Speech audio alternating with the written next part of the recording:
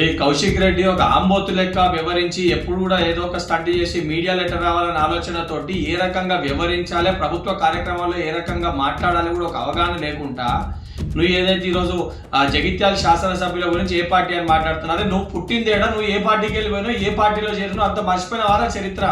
ఇవాళ ఏదో మాట్లాడి ఏది పడుతుంది నోటికి వచ్చినట్టు ఆంబోతు లేక మాట్లాడుతున్నావు.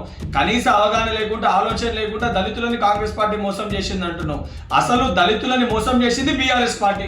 దళితుని ముఖ్యమంత్రి చేస్తా అని చెప్పి, దళితులకి 3 ఎకరాల భూమి ఇస్తా అని చెప్పి దళితులను ఆగం చేసి ఎస్సీ కార్పొరేషన్ ఫండ్స్ ఇవ్వకుండా పూర్తి స్థాయిలో దళితుల్ని మోసం చేసిన ఒక పార్టీ బీఆర్ఎస్ పార్టీ. బీఆర్ఎస్ కే ఘనత దక్కుతుంది. సిగ్గుశరం లేకుండా ఇలా మాట్లాడుతున్నావు.